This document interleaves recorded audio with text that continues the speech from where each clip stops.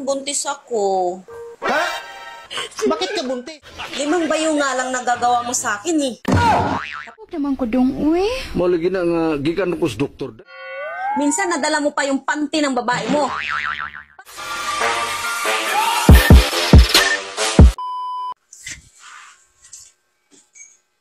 Han, may nabili na akong salumpas.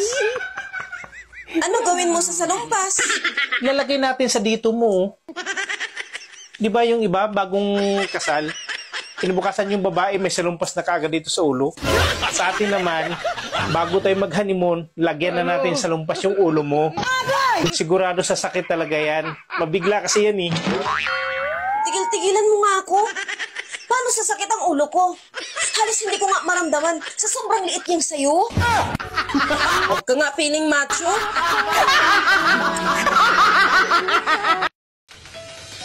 Dapat ang mga babae ang ipadala sa gera at gulo. Total naman, hindi sila nagpapatalo.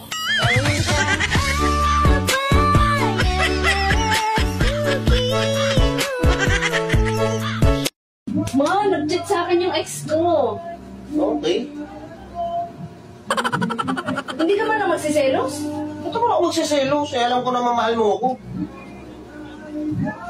Siguro may iba na to. Siguro nga hindi na ako mahal nito. O sige na, nagsiselos na ako. Galit na ako. Ilabas mo yung lalaki yan. Nasaan ba yung walang... Ilabas mo yan. Galit ako, galit na galit. Grabe naman mag-chat-chat pa sa'yo.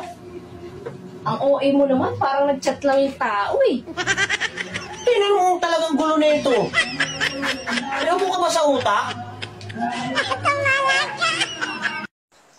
Han, buntis ako. Ha? Bakit ka buntis? Baog ako ah.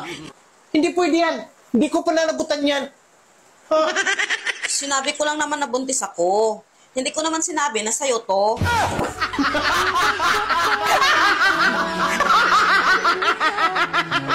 Ninambog naman ko dong, uwi. Malagi na nga, gikan ko sa doktor. Day, high blood ang akong sakit. Unya? Di na tingali ko makadugog ni mo. Ha? Na naman? Balik kayo nung kong tambok.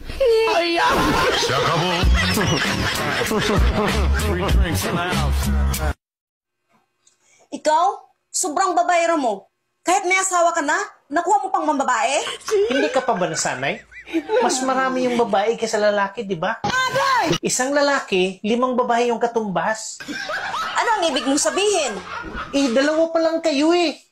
Kulang pa ng 3. Pwede bang bawas-bawasan mo yung kayabangan mo?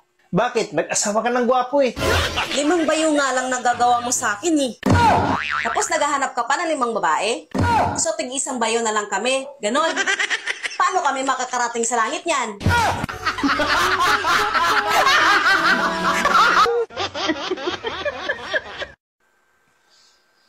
Bakit kaya ako maitim?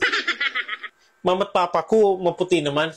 Pati ba naman ganyang bagay? Hindi mo alam? Sabihin mo na naman na nasasalisihan. At anak ako ng kapitbahay. Alam ko na yung sasagot mo. Paano hindi ka iitim? Ginawa ka ng mga magulang mo na walang ilaw. Siya nga pala, bakit nga pala ikaw maputi?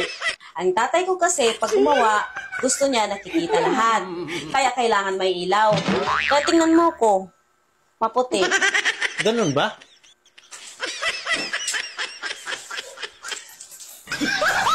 Teka, saan ka pupunta? Pupuntahan ko yung best friend mo. Bakit? Ano gagawin mo doon? Uulitin lang namin yung ginawa namin kanina. Wala kasing ilaw yun eh.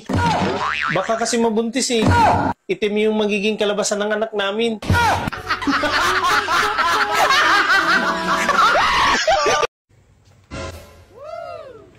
Oh, tulala yan.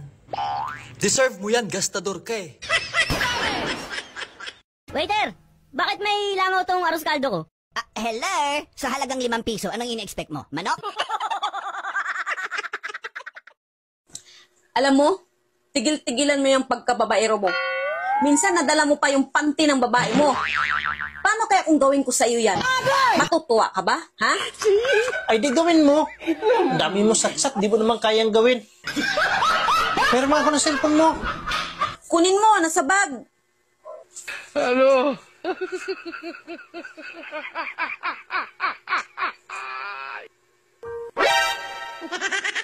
Ano to?